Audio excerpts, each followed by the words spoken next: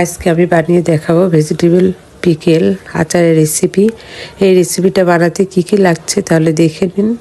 এখানে আমি 500 গ্রাম পানি নিয়েছি আর 500 গ্রাম সিরকা নিয়েছি, 600 গ্রাম খিরাই আর গাজর নিয়েছি। এটা লম্বা লম্বা করে কাটতে হবে। আর এখানে নিয়েছি 1 টেবিল চামচ সরিষা, 1 চামচেরও কম অরগানো লিভস আর 1 চামচ লবণ। আর এখানে নিয়েছি 300 গ্রামের মতো চিনি, 4টা আস্ত পেঁয়াজ, 2টা রসুন থেতো করে নিয়েছি আর 7-8টা কাঁচামরিচ। কাঁচামরিচটা আপনাদের পরে নির্ভর করছে, আপনারা বেশিও দিতে পারেন কমও দিতে পারেন। আমি একটু ফেলে রেখেছি। তাহলে দেখে নিন কিভাবে আচারটা বানাতে হয়। এরকম বড় একটা এয়ারটাইট জার নিব, যাতে মুখটা টাইট হয়, বাতাস না ঢোকে, এরকম জার নিতে হবে। এখন এর ভিতরে গাজর খিরাই লম্বা লম্বা করে ঢুকিয়ে দিব। সবগুলো এইভাবে সাজিয়ে নিতে হবে, সোজা করে সবগুলো এইভাবে ঢুকায় নিতে হবে। দেখুন কত সুন্দরভাবে সোজা করে বয়মের ভিতরে ঢুকিয়ে দিয়েছি। এখন বাকি খিরাইগুলো দিব। এখন এর ভিতরে পেঁয়াজ আর কাঁচামরিচটা দিয়ে দিব। রসুনটা আমরা যখন পানি দিব তখন রসুনটা ব্যবহার করব, এখন দিব না। এখন বাকি সব সবজিগুলো দিয়ে দিব। দেখুন সবগুলো সবজি দেওয়া হয়ে গেছে। এখন একটা পেঁয়াজ বাকি আছে, সেটাও দিয়ে দিব। দিয়ে জারের মুখটা লাগিয়ে সাইডে রেখে দিব। এখন আমরা গ্যাসে চলে যাব। একটা হাঁড়ি নিব, হাঁড়িতে 500 গ্রাম পানি দিব।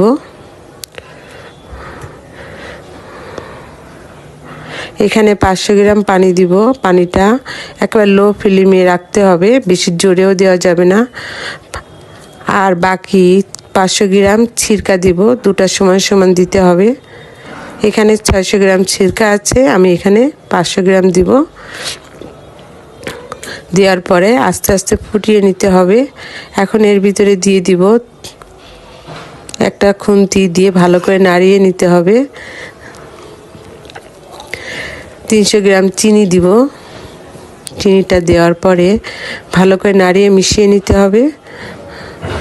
যদি সিরকাটা বেশি টক হয় চিনির পরিমাণটা একটু বাড়িয়ে দিতে হবে। এখানে লবণ দিব সামান্য। লবণটা না দিলে আচারটা ভালো হয় খেতে, কিন্তু লবণটা দিলে একটু টেস্ট ভালো আসে। এখানে আমি 1 টেবিল চামচ সরিষা দিব। 1 চামচ লবণ দিয়ে ভালো করে নাড়িয়ে মিশিয়ে নিতে হবে।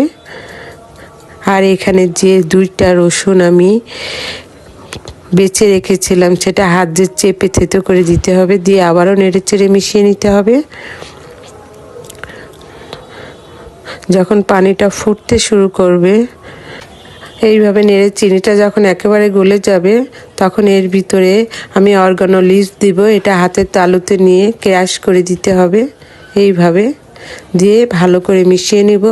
যখন পানিটা ফুটে উঠবে তখন আমরা গ্যাসটা বন্ধ করে দিব। গরম অবস্থায় বয়মে ঢালবো। সিরকার পানিটা ঢেলে মুখটা সাথে সাথে বন্ধ করে দিব। 3 দিনে আচার তৈরি হয়ে যাবে। 3 দিন পর ফ্রিজে রেখে 1 বছর খেতে পারবেন। তাহলে দেখতেই পাচ্ছেন কত সহজে তৈরি হয়ে গেল সবজি পিকেল।